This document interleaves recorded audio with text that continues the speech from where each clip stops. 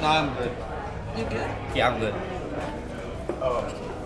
You got the Hawaiian shirts. You already know. You already know.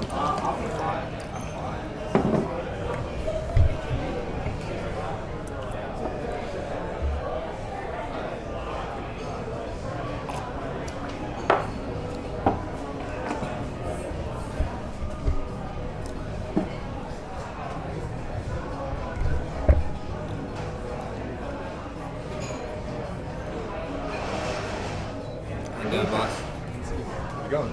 Good, good. How you guys doing? Are you guys all ready? Okay. Yeah. Already. How you feeling? Like a champ. Can't wait. Do you go right up there from here, or do you have to go back to Hawaii first? No. Media day, straight to there. Get to know the lay of the land. See where I'm gonna plant my kalo farm.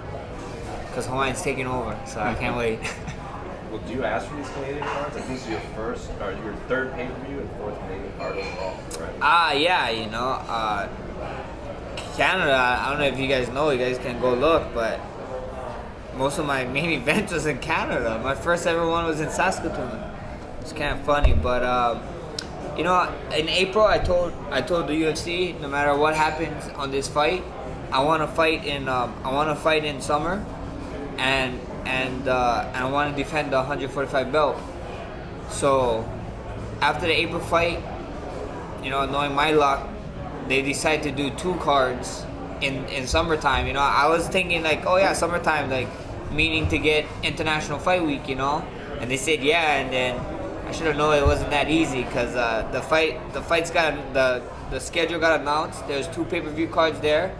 One was in Vegas, one was in Canada. I called up my manager when I saw it, and I told him, I know where we're fighting in summer. I tell you that much. I keep giving them a hard time about me getting iced in Toronto. I guess it's like, here it is. Here's the summer in Canada that you always wanted, Max. So it's good times. Well, there's a lot of talk of the GSP's not fighting anymore, Glorious and Bellator. It's not really the face of Canada. UFC. Is that a role? You are wrong. You're looking Is at that a role that you're filling right now? we see it happens. We call it the 10th island. The Canadians, I got nothing but love for them, man. They got nothing but love for me.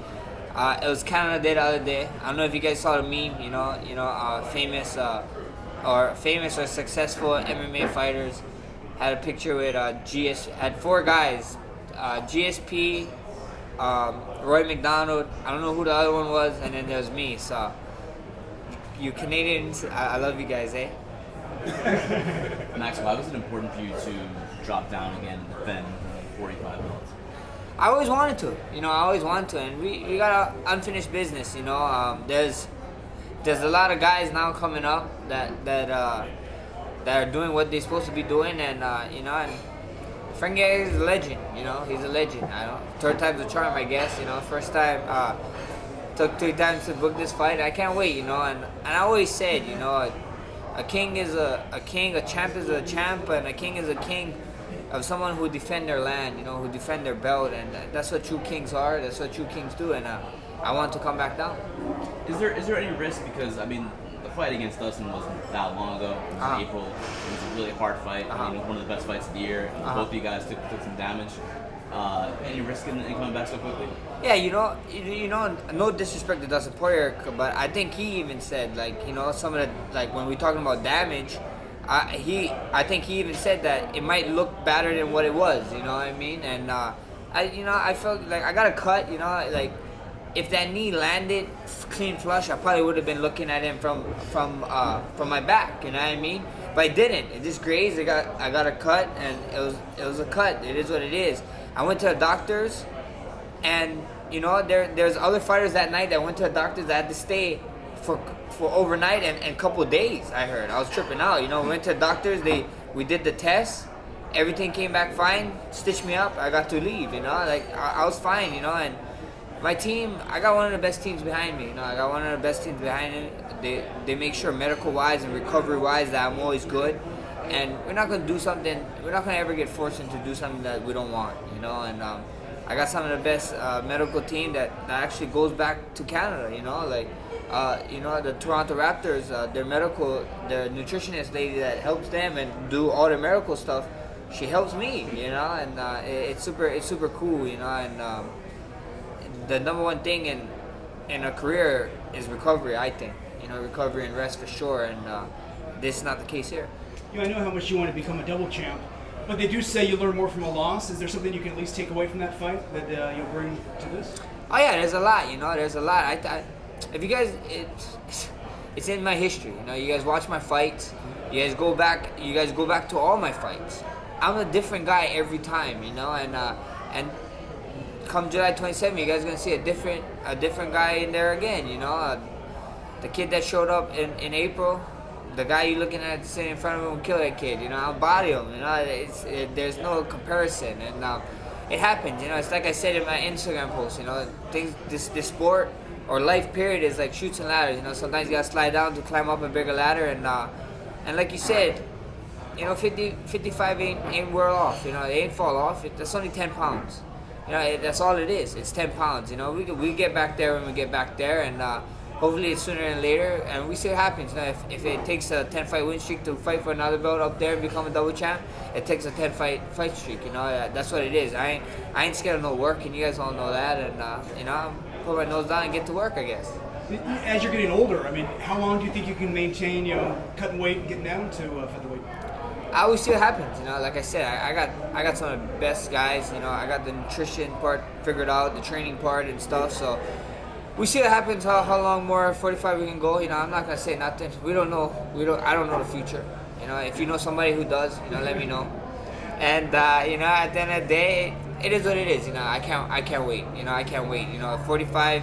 Everybody give me a hard time. Like, you're big. This like, it was funny because people were saying like you're a big 45er, and then when I fought Dustin, people was like being like you're a small 55er. I'm like, you guys need to make up your guys' mind. You know what I mean? Like, it is what it is. You know, so. I really don't know what the future holds. You know, all I know is that I got Frankie Edgar in front of me, and you know, full steam ahead. Dustin fought at 45 before, but it's been years. He's put on weight, he's put on muscle since then. If you were to make that jump up against 55, would that be something that you'd want to have more time to do to kind of pull your body out more and kind of do like what Dustin did and some other guys have done? Yeah, you know, it's funny. Like, I hear people saying, like, short notice fights. I took this short notice fights, this and that. Like, if you look at it, like, I had a lot of short notice fights, you know, and then especially that 55 fight that came out of nowhere. I think so. How many weeks we had? Yeah, 7 weeks, you know what I mean? And that was 7 weeks to the fight day. So I only could train like 6 weeks, and we still was coming off of the December thing, my December fight, and was figuring stuff out. So. We see what happens, you know. If it's when I make the move, and I decide to put on more muscle and this and that. Like, you know, there's always a narrative that people try to spool, like, oh yeah, he had to, like how you said, he got to be there, he had to wait, this and that. It's like, there's no difference, you know what I mean? Like, and after this fight, if they call me up for August to fight DC, guess what? I'm weighing around 210, 220 pounds. I make that walk and I'll fight him. You know what I mean? Like, there's no time in this. If you want to be the greatest pound for pound fighter in the world, I don't think so. You should use weight as an excuse, you know, or anything really as an excuse. You know, you just show up to fight. When you got the call for Dustin 7 weeks out, how heavy were you? I don't even know. I don't know. I wasn't crazy heavy, but I wasn't. We wasn't even training, to be honest. When we was doing the stuff, I was like, me and my manager, me and my team actually was figuring out stuff about training wise, and we just was trying to figure out a bunch of stuff that was going on the team, you know, and trying to help my health and stuff, and move forward in that way. And then we got the call, and you know, opportunities like that you don't miss. You know, you show up. And this fight's back at 45. Is it any tougher now after doing that 55 cut to come back down all the way to 45? No, you know, I mean, my plates maybe looked a little bit like this, you know, maybe a little bit smaller now, but that's it, you know. It comes with the grind, you know. It's just another fight at 45. So in that fight, did you feel like a 145er that just stopped cutting weight, or did you actually feel like a 155er? I felt like the man. I'll tell you straight up. I'll tell you straight up, you know. Everybody be like, they keep trying to use the weight thing as an issue. I don't care. I don't care what the weight was, you know. Like I felt like the man. I felt like I felt every fight. The training camp, I felt great. Everything went great, you know. It's just I didn't get my hand raised, you know, how people was used to seeing it over the last 5 years, you know, and it happens, you know, it happens, you know. Sometimes you gotta run into these roadblocks to refocus and re-go and rethink stuff, and you know, things happen for a reason. Obviously, that loss was something you had to deal with, but how did Mini Blast take it? He was fine, you know, he was fine. Actually, you know, that during agony, everybody saw it, you know, like Dustin got to console him, Shaq consoled him when he was crying. And I got to talk to him after, and I told him, you know, like, what were you crying for? Like, were you crying because Daddy was, like, bleeding or, you know, getting punched? And he said, no. I was like, what? I was like, why are you crying? He's like, crying because you lost. I'm like, what? I like this, you know, like, people was giving me a hard time about a kid shouldn't be there front. Like, it's all these kids know. Like, he's been in the gym. He's been in the gym with me when we didn't have babysitters. Like, this is what he grew up watching, you know what I mean? Like, he's a warrior, samurai, you know, in the ancient days, whatever it is, Spartan. That's what he is, you know, and he saw this. And then the thing that kind of was funny is that I knew why he was crying, because I lost. That's it, you know? Like, the kid's a competitor, you know what I mean? Like, we're at home playing, he's at home playing at WWE with my friends, Josh and Bird. And like he's like a competitor to the point where like he cries when he loses. Like he's like they're mobbing him. They're like stop mobbing me. And then when like start full on tearing, and then somehow he wins the death match. And then they're like, and he's like, yeah, I told you guys I was the man. So the kid is just a competitor, you know. It's just in all of us. He's got a hell of a role model. Yeah. Is he gonna fight? Is he gonna? No. So I had this talk. If you guys ask him if he's gonna fight, I already know what his answer is going to be. I told him that he needs to be a doctor. Someone needs to take care of Daddy when he's done.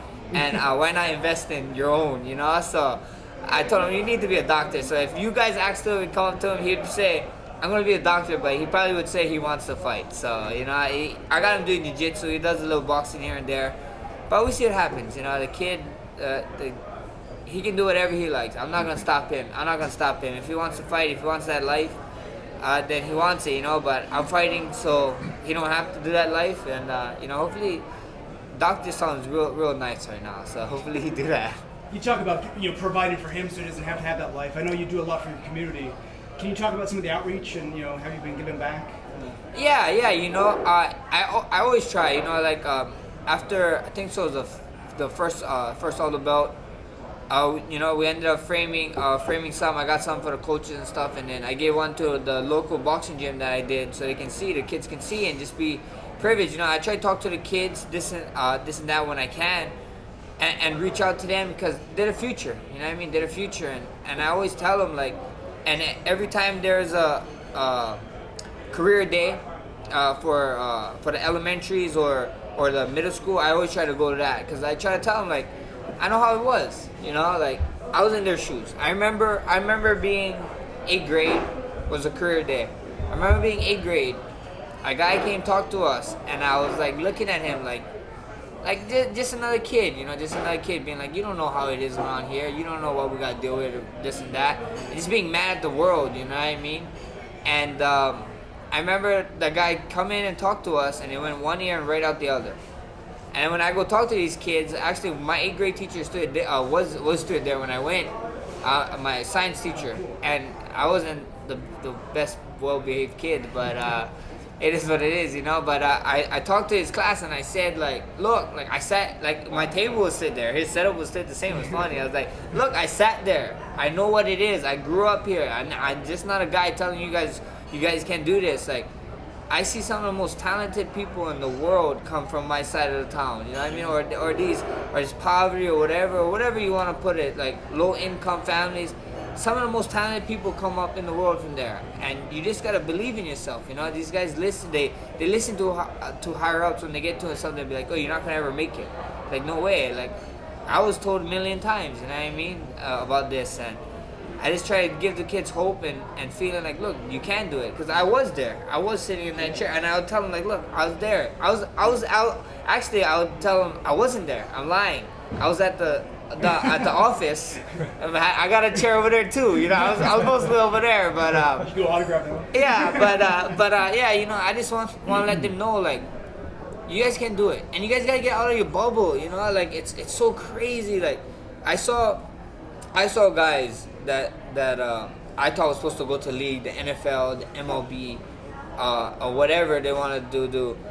I saw them go, and then they come back because they just miss home, or they had girlfriend problems, or something else came up, or they just couldn't do it. I was like, bro, no way. You know what I mean? No way. Like, look, guys, like you guys gotta think. You guys think in short term. Like you guys miss your guys family, this and that. But when you guys make it, you move your family wherever you at. You know what I mean? You know, and so I just give them hope. You know, hopefully I can give them hope. You know, I always said, when this all said and done, you know, of course I want to be remembered one of the greats, but at the end of the day, if I could change one person's life, you know, that's what it's about. You know, changing people's lives. You know, you want to leave this world a better place than when you got into it. You know, so that stayed with me heavy. You know, so one kid that I talked to at elementary or the intermediate came knocking on my door when I'm all done and retired and say, look, Mr. Holloway, I did this because of you. You know, thank you for that speech. Then that's crazy. That's what we all. I think so. That's what we all in this whole life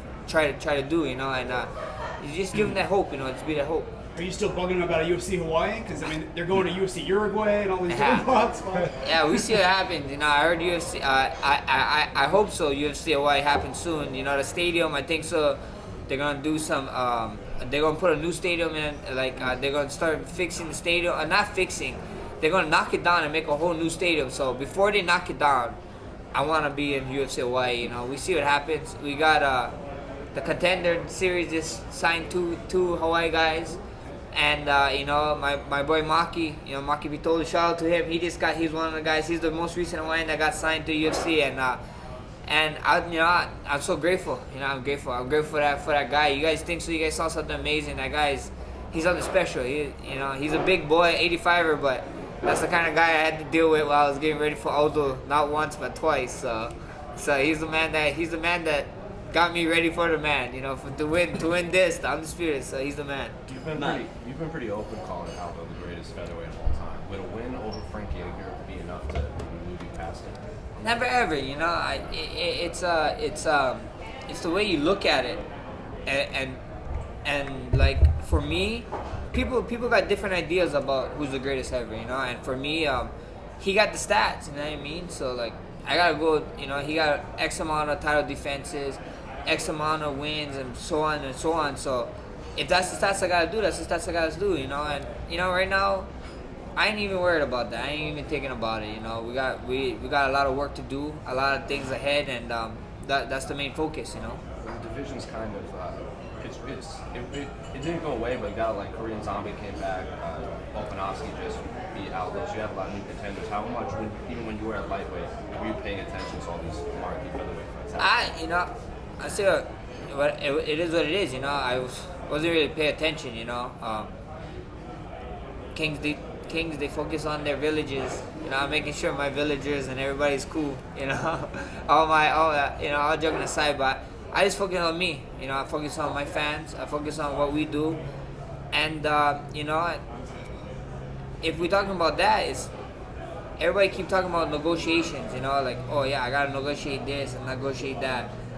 They're doing negotiations with the wrong people, you know. Negotiating with UFC is terrible. If you want to fight, go negotiate with the fans. The fans made some of the most craziest fight happens, and we all was witness with one of the most craziest, biggest fights. So, you know, if you want to negotiate with somebody, you need to negotiate with the fans, get them behind you, and if you want to fight, then get those fans to start chirping. What do you make of Henry Cejudo saying he's paying attention to Frankie Edgar's fight against you? He doesn't talk about you, but he talks a lot about Frankie Edgar. It is what it is, you know. He didn't say my name, so I don't have to talk about him, so it's cool.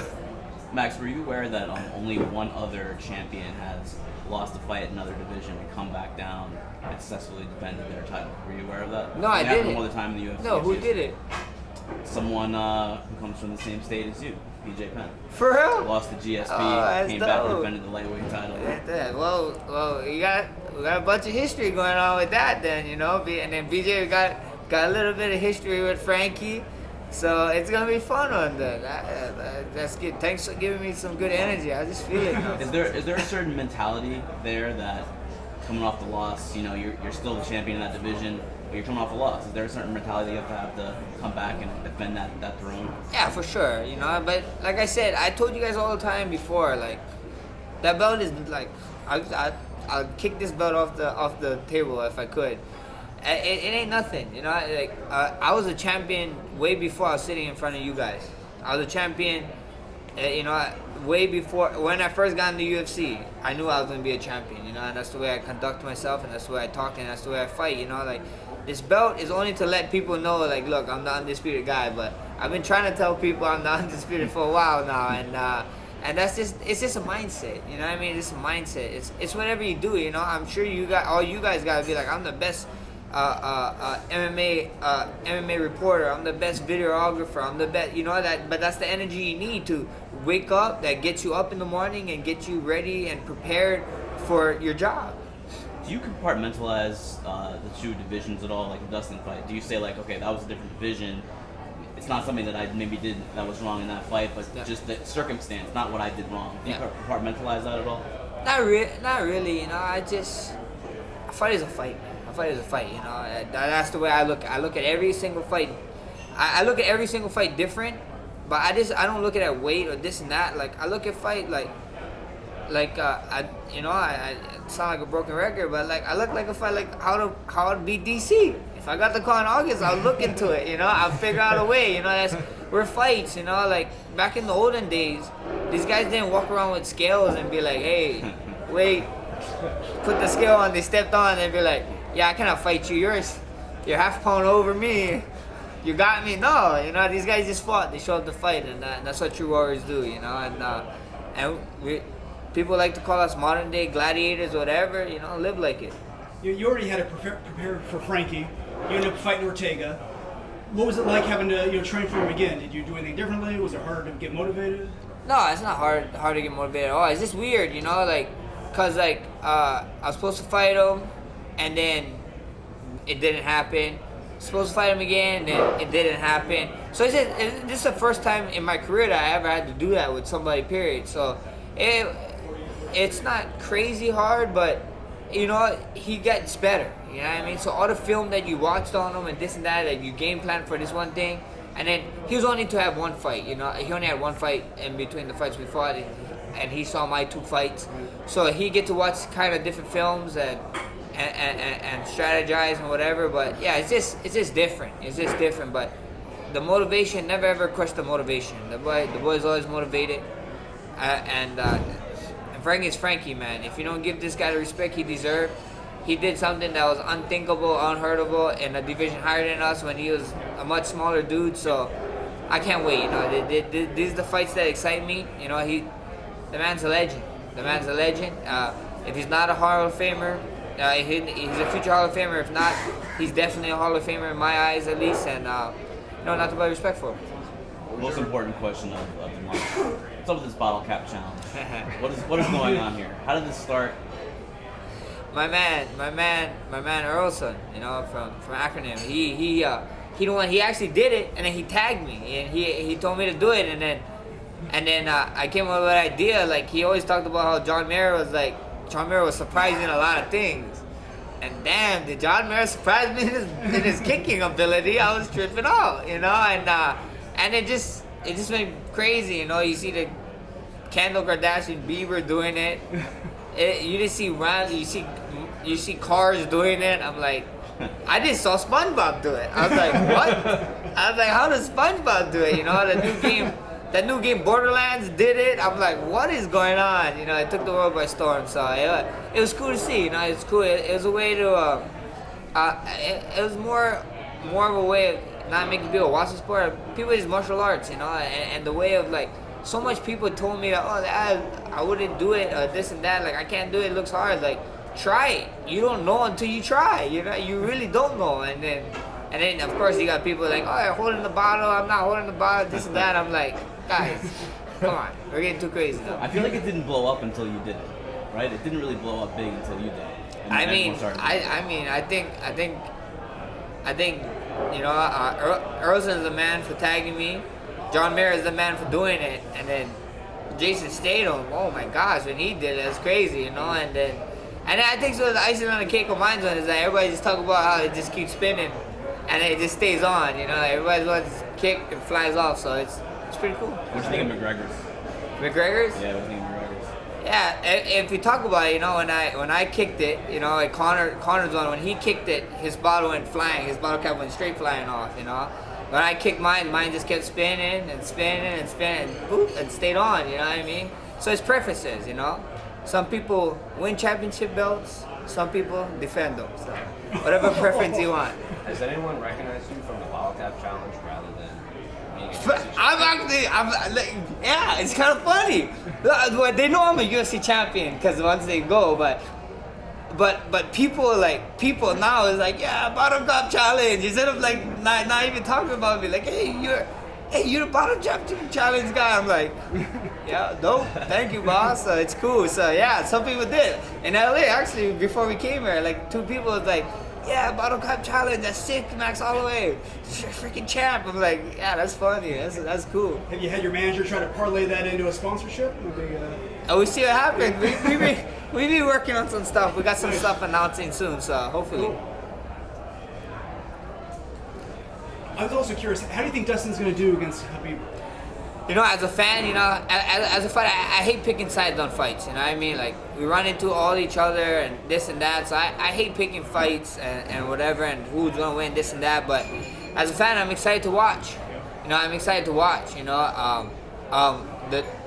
If you look at Dustin's last fight, the things that he could do to former champs and stuff, impressive, you know, impressive stuff. And then you look at Khabib, you know, impressive, you know, impressive stuff. So I just can't wait, you know, I can't wait. I think it's going to be a good fight, a hard-nosed fight.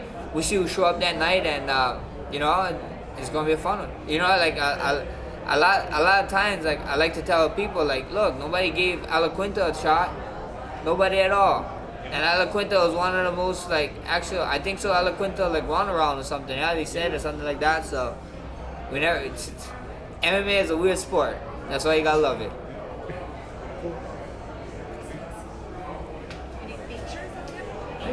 Thanks, man. Thank you guys. Thank you guys. Always good fun with you.